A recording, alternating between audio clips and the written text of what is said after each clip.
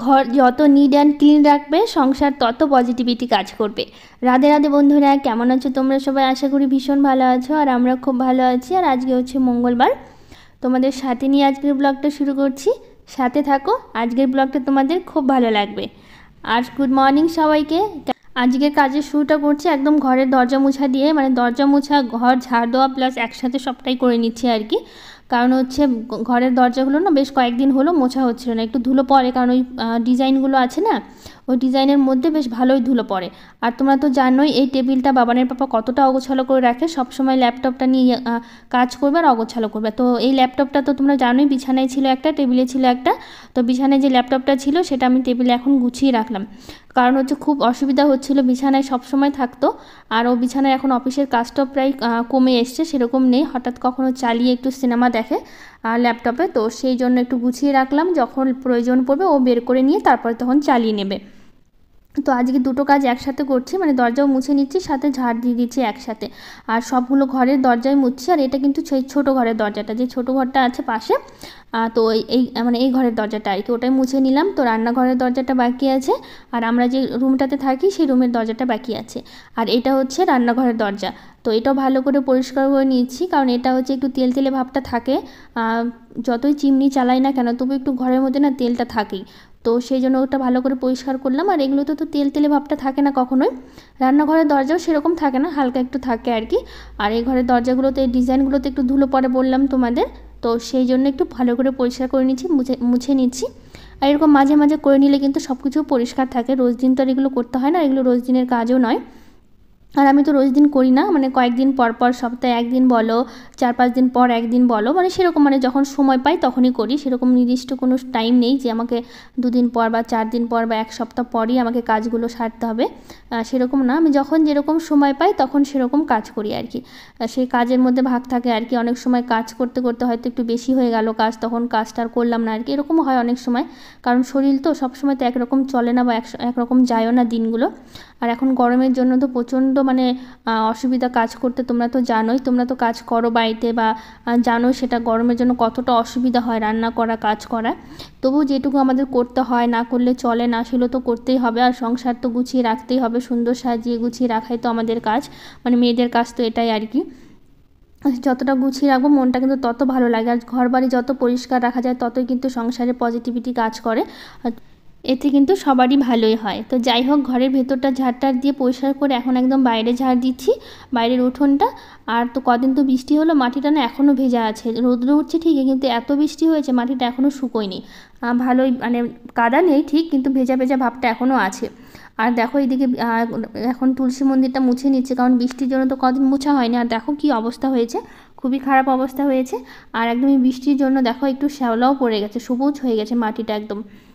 আর জায়গা থেকে না মাটিগুলো একদম বেরিয়ে যাচ্ছে, বৃষ্টির জন্য একদম বেরিয়ে গেছিলো আর কি, তো গাছের শিকড়গুলোও বেরিয়ে গেছিলো। তো আমি আবার মাটি দিয়ে ওই জায়গাটাগুলো ঠিক ভরাট করে নিয়ে তারপর হচ্ছে মুছে নিচ্ছি, এতে দেখতে সুন্দর লাগে, কারণ মোছার সময় একটু গর্ত গর্ত থাকে না, দেখতে ভালো লাগে না।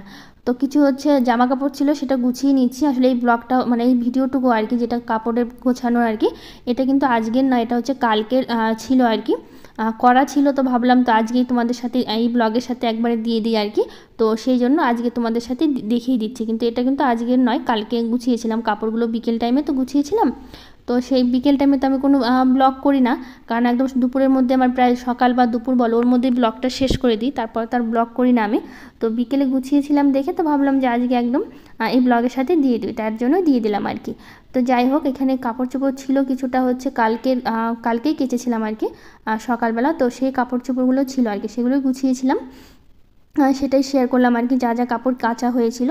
তো সবটা গুছিয়ে নিয়ে এগুলো একদম জায়গা মতো রেখে দেবো, যেটা যেখানে থাকে আর কি, সবটা রেখে দেওয়ার পর এখন বিছানাটা গুছিয়ে নিচ্ছি।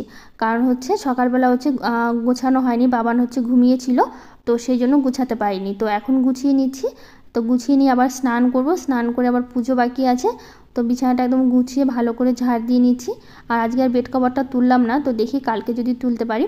আর এই রাধাকৃষ্ণ ছবিটা দেখো, ঠাকুরটা হচ্ছে, এটা তো ওই পাশের বড় ঘরটাতে ছিল, তো ভাবলাম যে আজকে এই ঘরে রেখে দিই। তো এই ঘরে ভালো লাগছে দেখে ভাবলাম এই ঘরেই রাখি। তো কেমন লাগলো তোমরা কিন্তু জানিও কমেন্ট করে। তো এখন হচ্ছে ঘরটা মুছে নিচ্ছি, ঘরটা মুছে তারপরে স্নান করব।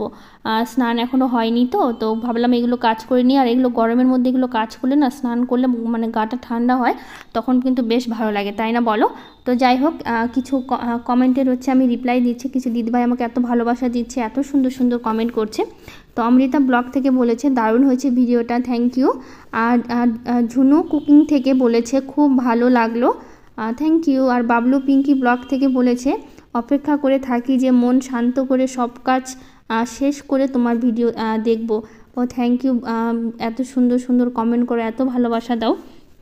সত্যি আমি ভাবিনি কখনো যে তোমাদের কাছ থেকে এত ভালোবাসা পাবো। তো যাই হোক, দেশি কুইন পঞ্চু থেকে বলেছে মিষ্টি কুমড়োর ভাজা খেতে খুব সুন্দর লাগে, ভালো লাগলো দি ভাই, পাশে রয়ে গেলাম। তো থ্যাংক ইউ, পাশে থেকেও এভাবেই ভালোবাসা দিও, আর আমার কাছ থেকেও তোমরা অনেক অনেক ভালোবাসা পাবে। তো রঞ্জিতা রায় বুনু বলেছে তোমার ভিডিওগুলো খুব ভালো লাগে, জানো তো দিদি ভাই, ভালোবাসা নিও। ও থ্যাংক ইউ। আর কেআরএস ফ্যামিলি ব্লগ থেকে বলে খুব ভালো, সত্যি তোমার ভিডিওগুলো খুব সুন্দর হয়, থ্যাংক ইউ। আর পাঁচমিশালি পূজা বলেছে খুব ভালো লাগলো, আমার কথাটা মনে রেখে তুমি অ্যান্সার দিয়েছো, তো থ্যাংক ইউ এত সুন্দর করে বলার জন্য। আর তুমি এত ভালোবাসা দিচ্ছ, এত সুন্দর কমেন্ট করেছো যে না বলে পারি বলো। তো থ্যাংক ইউ সবাইকে এত ভালোবাসা দেওয়ার জন্য, অনেক অনেক ভালোবাসা। তো একবারে কাজ সেরে পুজো দিয়েছি, পুজো করে তারপরে কিন্তু রান্নাঘরে এসেছি। তো আজকে রান্না করবো হচ্ছে ডাল, আলু পটলের রসা, আর খাসির মাংস করবো, আর পোলাও করবো।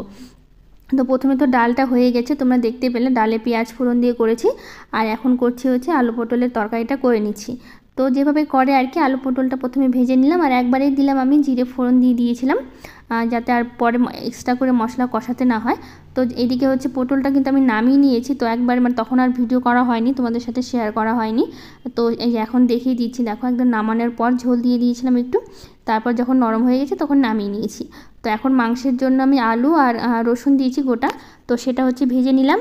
তো কয়েকটা হচ্ছে পাঁপড়ও ভেজেছি, সেটা বলতে ভুলে গেছি তোমাদের। তো ওই তেল ছিল না আলু ভাজার তেল, তো ভাবলাম যে একবারে দিয়ে দিই, পরে নইলে আবার মাংস করার পর তখন আবার তেল দিতে হবে, তখন আবার ভাজতে হবে। তো সেই জন্য হচ্ছে ভাবছি মাংসটা হচ্ছে কড়াইতেই রেখে দেবো, কারণ খাসির মাংস তো বারবার গরম না করলে না, মানে সকালে খাওয়া হলো বা দুপুরে যদি খাওয়া হয়, তখন গরম না করলে তো ভালো লাগবে না খেতে। তো সেই জন্য ভাবছি কড়াইতেই রেখে দেবো, এতে গরম করতে সুবিধা হবে। তো একবারে 3বারের কিন্তু রান্নাটা করে নিচ্ছি, সকালে দুপুরে রাত্রে, তো রাত পর্যন্ত একবার করে নিচ্ছি, শুধু ভাতটা রাতে করব। রান্না মানে মাংস বলো, ডাল বলো, সবজি বলো, সবটাই হচ্ছে একবার 3বারের করে নিয়েছি আমি আজকে। তো 3 টাইমই হয়ে যাবে, সেই জন্য একটু বেশি বেশি করে সবটাই করলাম। তো মাংসে যা যা মশলা লাগে সব মশলা দিয়ে একটু কষিয়ে নিলাম মাংসটা ভালো করে। কষিয়ে নেওয়ার পর দেখো প্রায় আমি এখন প্রেশারে দিব, আর একটু কষানোর পর, কারণ হচ্ছে না আমরা প্রেশারে এই মাংসটা খাওয়া হয়। তো সেই জন্য হচ্ছে খাসির মাংস বলতে গেলে প্রেশার আর কি, প্রেশারে ছাড়া খাওয়া হয় না। আর তোমরা কীভাবে প্রেশারে খাও বা এমনি কড়াইতেই রান্নাটা করে আর কি, অনেকটা টাইম লাগে কড়াইতে করলে, কীভাবে খাও অবশ্যই কিন্তু আমাকে জানিও। তো পাশের ছোটো কড়াইতে একটু পোলাও করে নিচ্ছি আর কি, ভাবলাম খাসির মাংস যেহেতু আছে, তো একটু পোলাও করলে খেতে ভালো লাগবে, তো সেই জন্য একটু পোলাওটাও করে নিচ্ছি আমি। তো এইদিকে আমি মাংসটা হচ্ছে প্রেশারে বসিয়ে দিচ্ছি, আর পাশে কিন্তু আমি পোলাওটা বসিয়ে দিয়েছি জল দিয়ে। তো ওইদিকে মাংসটা বসালাম, পোলাওটা বসানো হয়ে গেছে, তো ওটা হতে থাক, ততক্ষণে ভাবলাম বাসন কটা মেজে নিই, যে কটা বাসন হয়েছে। রান্না করতে করতে ভালোই বাসন জমে যায়, তাই না?